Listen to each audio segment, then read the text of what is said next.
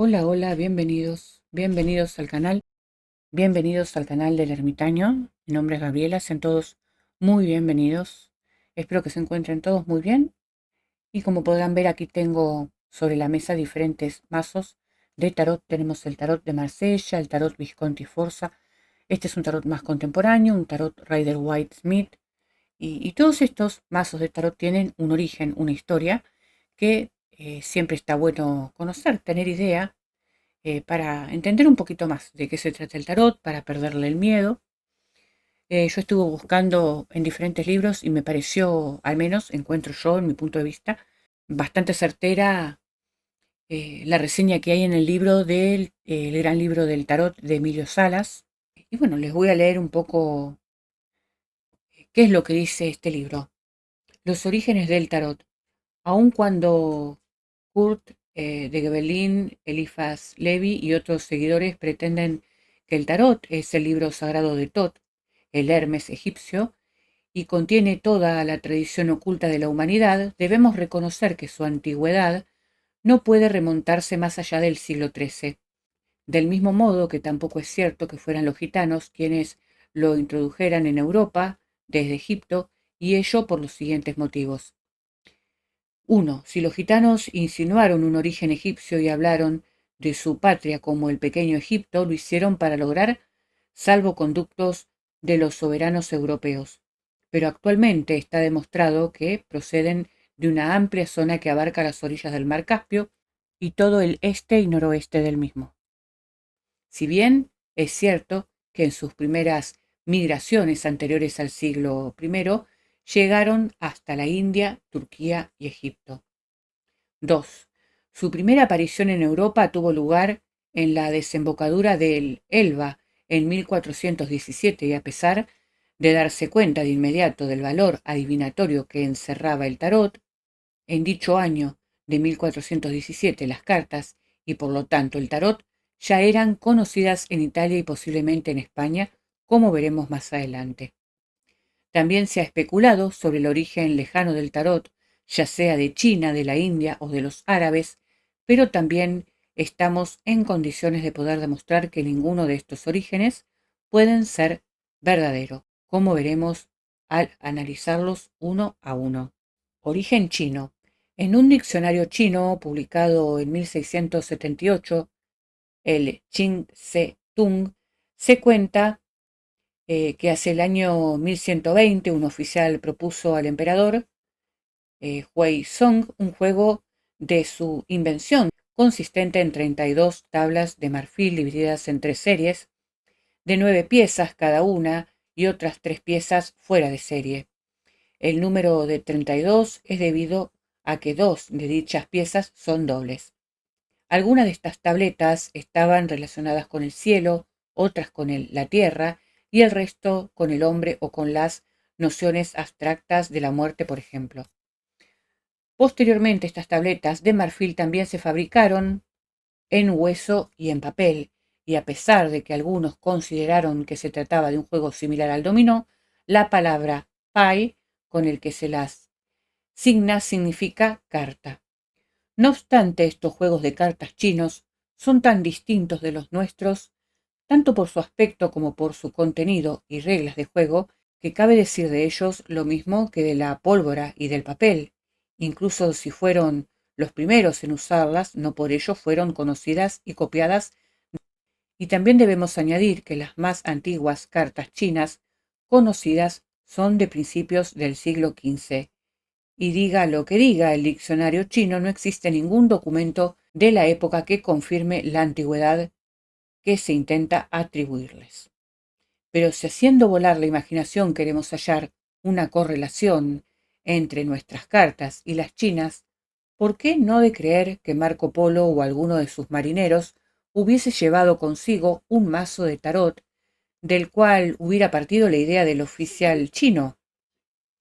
No olvidemos que los viajes de Marco Polo tuvieron lugar entre los años 1260 y 1295, y por aquellas fechas es muy probable, por no decir segura, la existencia del tarot en Italia. Además, Marco Polo partió de Venecia y los más antiguos tarots que se conocen son los tarocchi venecianos.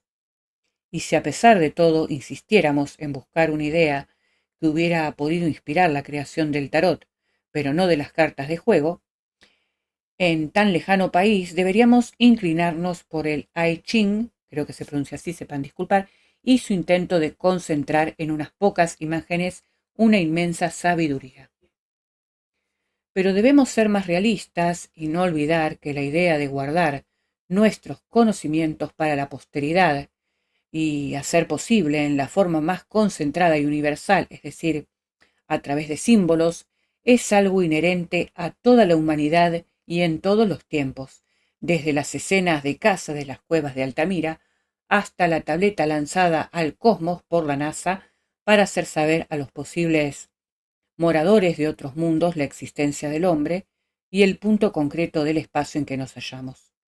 Es por ello, ya que en el fondo de la mentalidad humana es idéntica a través del tiempo y del espacio, que las mismas o similares ideas pueden florecer simultáneamente o casi en lugares totalmente independientes los unos de los otros. Bueno, aquí relato otra opción como el origen hindú. Y les leo. Chato afirma que la baraja proviene del antiguo, no sé quién es Chato, no tengo el gusto, afirma que la baraja proviene del antiguo juego de ajedrez de los cuatro reyes, el Chaturanga, del que se derivó un juego de cartas que consta de 10 series representando 10 avatares del Vishnu y conteniendo 12 cartas cada serie, 2 figuras, el rey, el visir y las 10 cartas de puntos numeradas del 1 al 10. Todas estas cartas son redondas, lacadas y muy pesadas, y se requiere una portentosa imaginación para reconocer en ellas el juego del ajedrez.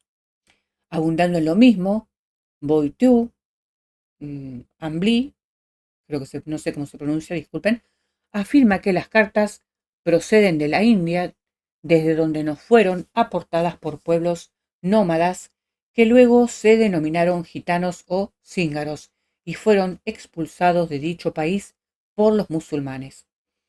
Sobre dicha afirmación solo tenemos que remitirnos al inicio de este capítulo cuando citamos a los gitanos. Por otra parte, y como muy bien dice Merlín, fueron los hindúes quienes copiaron o adaptaron las cartas europeas, pues cuando los primeros navegantes portugueses desembarcaron en las costas de la India, ya hacía un siglo que en Europa se conocía el tarot y se jugaba a las cartas, y todas las cartas hindúes conocidas son posteriores a dicha época.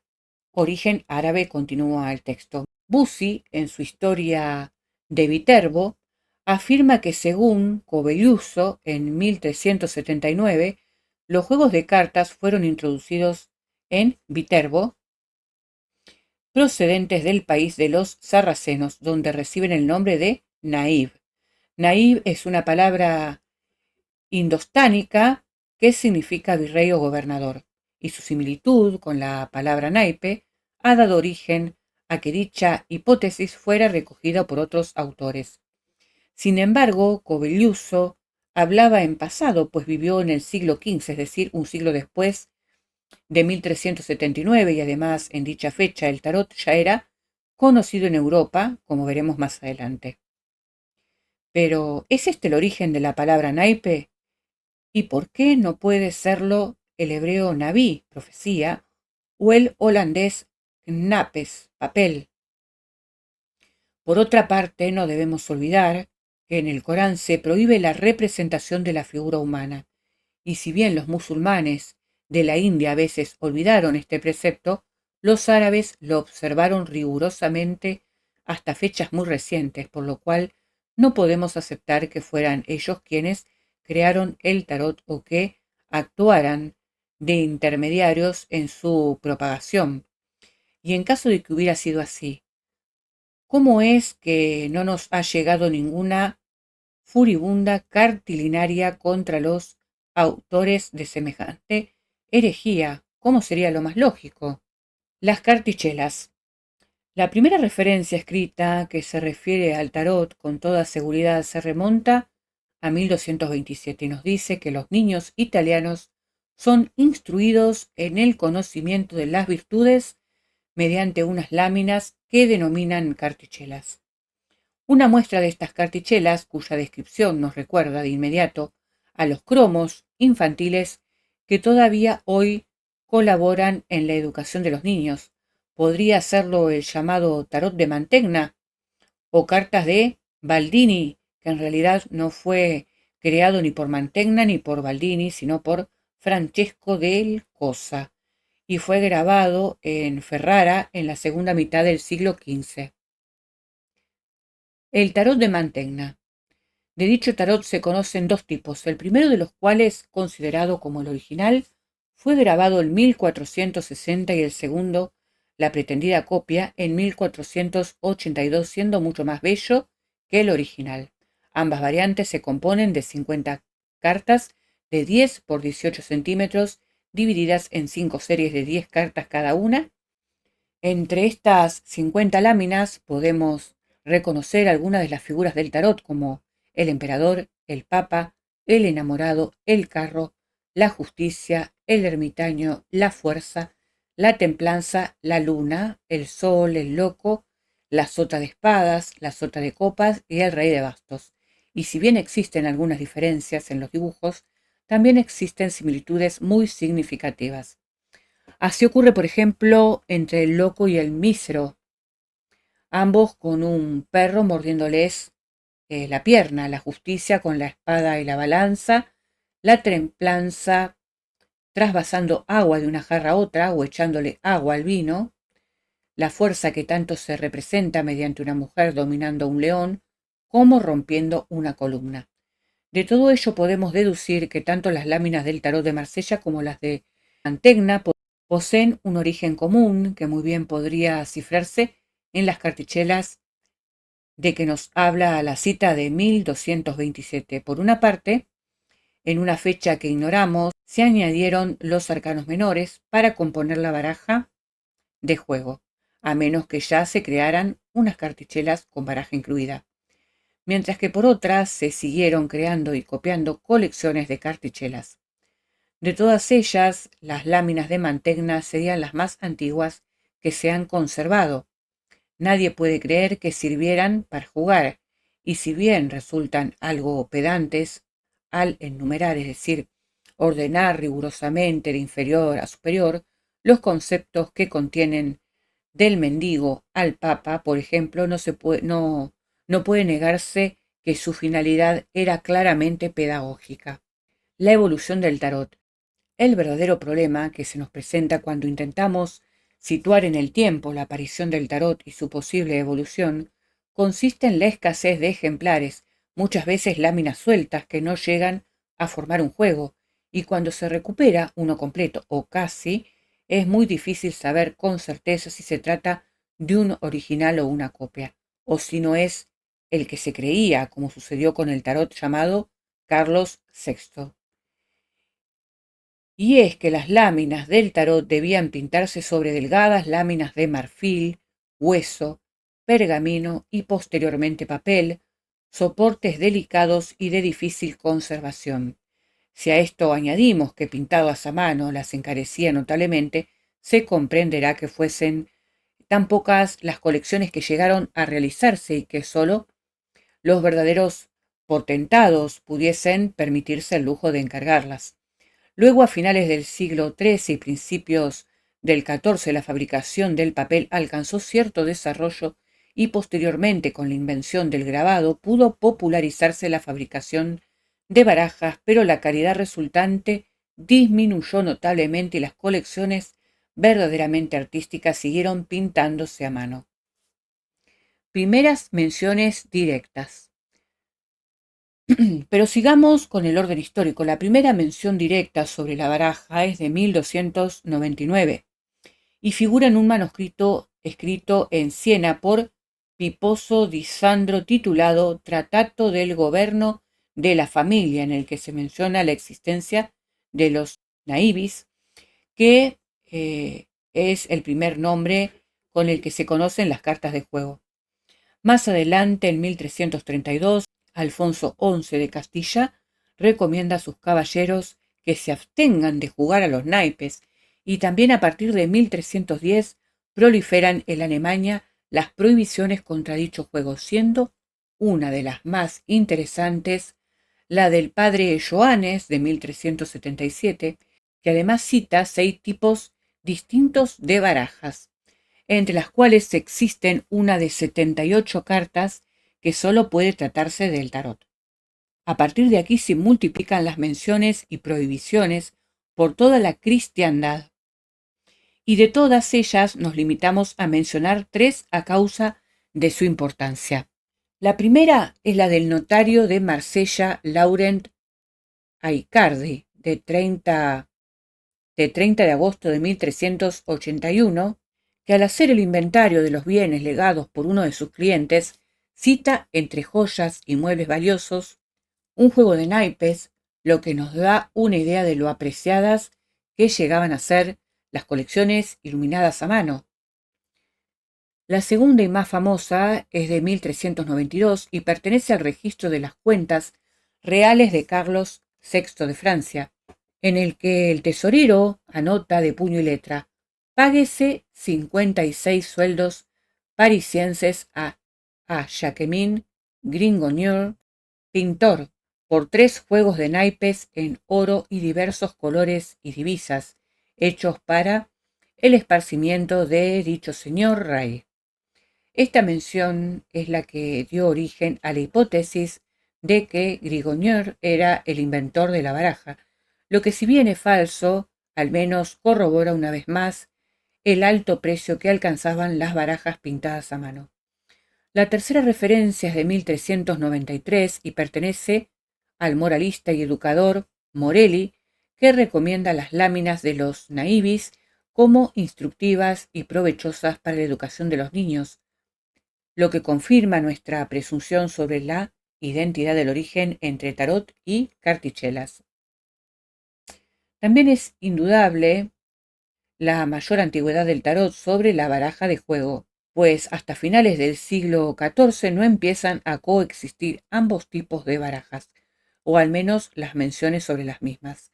Y es innegable que con la eliminación de los arcanos mayores y la reducción progresiva de su tamaño, la baraja común no tardó en eliminar casi por completo al tarot como juego popular. Lo contrario iría contra toda lógica, pues no tiene el menor sentido complicar un juego sencillo con la inclusión de 22 cartas inútiles. Lo que de momento resulta imposible averiguar con certeza es cómo se ideó el tarot y en qué otros juegos se inspiraría, dejando de momento de lado su posible, aunque no probable, identidad con la cábala. De entrada debemos eliminar las hipótesis sobre un origen oriental, árabe o egipcio, como ya hemos demostrado, por lo cual debemos limitarnos a aquellos otros juegos que ya existían en los países mediterráneos del siglo XIII. Y es sobradamente conocido que los dados ya eran practicados por griegos y romanos, y que estos últimos practicaban un juego de competición, el de los soldados, al que llamaban ludum lactuculurum. Así es, ¿sí? Ludum lactuculurum, parece trabalenguas, que en cierto modo se parecía a nuestro juego de damas, pues se trataba de encerrar al contrincante de manera que no le quedase espacio para moverse, lo que se llamaba ad incitus redigiere, y en parte al ajedrez, pues algunas de sus piezas se movían como nuestros peones, calculi ordinari, mientras que otras podían avanzar en distintas direcciones e incluso saltar, calculi vagi. Por último, cabe recordar que el ajedrez fue introducido en Europa no mucho más tarde del siglo VI o VII, que en la idea de combinar un juego de puro azar y con puntos numerales como los dados, con otro de cálculo y competición como el juego de los soldados, pudiera hallarse el germen que inspiró la baraja. Lo que ya resulta más difícil de explicar es la inclusión de los arcanos mayores, que además de ser inútiles para el juego, lo complican extraordinariamente. Pero para ello debemos situarnos en el espíritu de la época. La Inquisición en el origen del tarot. En sus inicios, la iglesia fue como una comunidad de socorros mutuos, constituida por gentes humildes, artesanos pobres, viudas, huérfanos, esclavos, etc., formando asambleas de fieles con objeto de presentarse mutuo auxilio, rezar y propagar la nueva fe. Pero al negarse a reconocer el culto del emperador, base y fundamento del Imperio Romano, y dado que los principios religiosos implicaban una revuelta contra el sistema social existente, fueron considerados enemigos públicos y como tales perseguidos, torturados y masacrados implacablemente. Pero a partir del siglo IV, triunfante, la Iglesia, ya reconocidos por Teodosio los decretos del Concilio de Nicea, ésta se convirtió en una especie de república religiosa gobernada por los obispos y metropolitanos y poco a poco se transformó en un verdadero imperio soterrado que tras múltiples vicisitudes alcanzó su máximo poder con el desmembramiento del imperio carolingio y a partir del siglo XI inicia una lucha a muerte primero contra los paganos, es decir, contra todos aquellos que se resistieron a aceptar la religión triunfante y someterse al yugo del papado, y luego contra las herejías, tanto las que consistían en desviaciones de la fe como en rebeldías ante la relajación de la Iglesia y su desvío de la finalidad espiritual para convertirse en un poder material absoluto. Podríamos decir que la Iglesia medieval se toma la revancha de las persecuciones sufridas y se va haciendo mucho más implacable, brutal y sanguinaria con sus antiguos perseguidores, hasta culminar en la creación de la Santa Inquisición que, iniciada por Inocencio III en 1198 para combatir a los albigenses, cobró rango oficial a partir de 1229 en el Concilio de Tolosa. Si nos fijamos bien en las fechas citadas, nos daremos cuenta que ya no nos hallamos situados en el tiempo en que debió de nacer el tarot. Por lo tanto, es casi seguro que para preservar de la implacable persecución de la Iglesia las verdades y conocimientos que por dicho motivo empezaron a ser ocultos, y poder transmitirlos era necesario utilizar todos los medios imaginables, desde los grabados e imágenes en las piedras de las catedrales a la inclusión de unas cartichelas especiales entre las láminas de un juego creado seguramente por el mismo hereje o comunidad de herejes. Y es que cuando el pensamiento no puede expresarse libremente a través de la palabra y la escritura, se ve forzado a esconderse en símbolos e imágenes que sólo revelan su mensaje a quienes saben profundizar más allá de su inocente apariencia. El tarot de Carlos VI. En la Biblioteca Nacional de París se conserva un juego de 17 láminas de un tamaño de 19 por 10 centímetros, legado a Luis XVI por Roger Gagnieres en 1711, que durante mucho tiempo se creyó que formaba parte del tarot pintado de Gringonier en 1392, pero procedente en realidad del norte de Italia, seguramente de Venecia, y pintado a finales del siglo XV. Dichas láminas carecen de leyenda y la numeración que figura en algunas de ellas es posterior, pero no existe la menor duda de que formaban parte de un tarot. Todas ellas están pintadas a mano sobre pergamino por un excelente artista y si bien presentan algunas diferencias con el modelo que consideramos clásico, estas parecen ser debidas al deseo del artista de mejorar su calidad pictórica, por cierto, muy elevada. El tarot chino de Bolonia es un juego reducido a 62 láminas por la supresión de los 12, 13, 4 y 5, es decir, todos los 2, todos los 3 y todos los 4 y todos los 5 de los arcanos menores, y se cree que fue creado por Francesco Fibia, príncipe de Pisa, mientras se hallaba exiliado en Bolonia, donde falleció en 1419. Los arcanos mayores no llevan ninguna leyenda y el Papa, la papisa y el emperador han sido sustituidos por figuras de moros, seguramente porque la copia que nos ha llegado fue realizada después de la anexión de Bolonia al Estado Pontificio en 1513 o quizás por haberse creado dicho tarot chino con posterioridad a esa fecha y no por Fibia como se afirma. El tarot Visconti Sforza. Las nobles familias Visconti Sforza de Milán nos han legado un juego llamado, por dicho motivo, Visconti Sforza, que seguramente es el más antiguo de los que se conservan en buenas condiciones y prácticamente completo. Se supone que fue pintado entre 1432, año en que tuvo lugar el matrimonio de Francesco Sforza con Bianca Maria Visconti, que unió a ambas familias, y en 1466 es que murió el duque de Sforza. De las 78 cartas que lo componen, la Pierpont Morgan Library de Nueva York adquirió 35 en 1911. La Academia Carrara de Bérgamo posee 26 y la familia Collione, también de Bérgamo, otras 13, mientras que las 4 restantes se han perdido. La mayoría de las figuras corresponden al tipo clásico, pero otras presentan variaciones más o menos importantes. Así, por ejemplo, en el carro aparece una mujer en lugar de un hombre, la templanza se ve sustituida por la esperanza e incluso existe una carta, la caridad, que no se corresponde a ninguna del tarot. Algunos autores creen ver en estas diferencias una influencia de las Minciate florentinas, de las que hablaremos a continuación, pero en nuestra opinión lo máximo que podemos deducir es que se trata de una prueba más del origen común de todos los tarot a partir de las cartichelas. La Minciate florentina.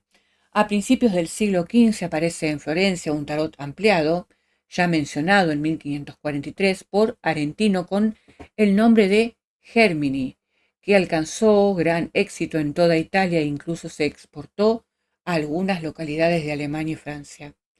De las 78 cartas ya conocidas se suprimió el Papa, pero se añadieron las 3 virtudes teologales, una virtud cardinal, la prudencia, los 4 elementos y los 12 signos del zodíaco, o sea, 20 cartas nuevas, con lo cual su número se eleva a 97.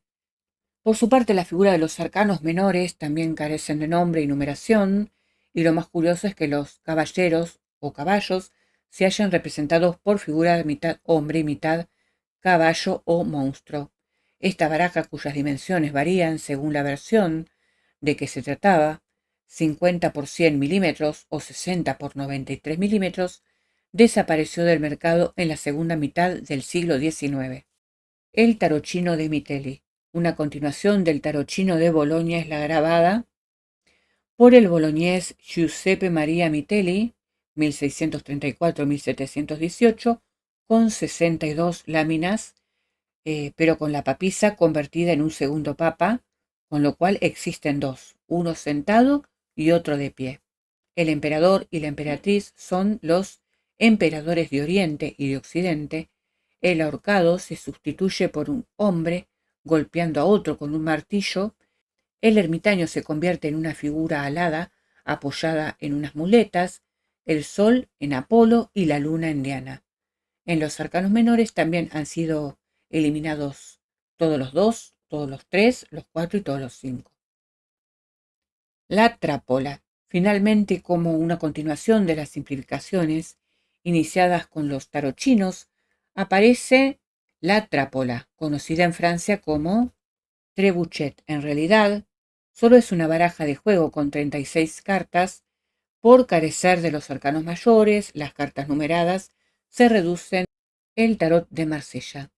De lo expuesto hasta ahora podemos deducir que en los inicios del siglo XV existían numerosas colecciones de láminas o de barajas, si así se prefiere, coincidentes en lo fundamental, pero que diferían entre sí en detalles secundarios en los cuales sus creencias a veces daban rienda suelta a la fantasía. A partir de dichas fechas, al mejorar y simplificarse los medios de producción gracias a la invención del grabado, primero en madera y luego en metal, prolifera la creación de barajas que van separándose de su finalidad esotérica para centrarse en la diversión, lo que da origen a la creación simultánea de barajas sin arcanos mayores y de tarots más o menos complicados o simplificados. Un hecho curioso es que a pesar del origen italiano del tarot, se impone rápidamente el modelo provenzal gracias a la simplicidad de su dibujo y al acierto de los colores, o quizá por ser el que mejor conserva su espíritu tradicional, hasta el punto de ser exportado a la misma Italia. Es por ello que todos los modelos anteriores a 1760 poseen sus leyendas escritas en francés y solo a partir de dicha fecha empiezan a traducirse al italiano y demás idiomas nacionales. A esta costumbre de editar las leyendas en francés se debe la existencia de una serie de divertidos errores de inscripción a causa del desconocimiento de dicho idioma. De estos modelos provenzales aparecen numerosos fabricantes distribuidos por doquier: Alemania, Francia, Italia, Bélgica, cuyos nombres solían inscribir en el 2 de oros y sus iniciales en el carro y en el 3 de copas. A partir de dichas fechas debemos centrar la historia del tarot en la de quienes lo estudiaron y no en el propio tarot, pues la inmensa variedad de barajas que florecen en los siglos XIX y XX se limitan a ser variaciones y más variaciones sobre el mismo tema, distintas representaciones de valor oculto que cada autor quiere atribuirles o meramente el deseo de editar el propio tarot, todo lo cual, en lugar de informar y aclarar, a lo que conduce a la confusión sobre el verdadero sentido del tarot. Y aquí llegamos, con este video, para no extenderlo tanto. Vamos a hacer una segunda parte donde vamos a hablar de los pioneros del tarot y bueno, después me gustaría hacer una reseña especial sobre el tarot Visconti Sforza y la maldición que hay sobre este tarot. Espero que esta información les haya sido útil. Siempre está bueno saber un poquito más, tener idea. Todo ayuda. Los invito a dejar un me gusta en este video. Los invito a suscribirse al canal. Bendiciones para todos. Que tengan un hermoso día, una hermosa noche. Abrazos inmensos y nos estaremos viendo. Hasta luego.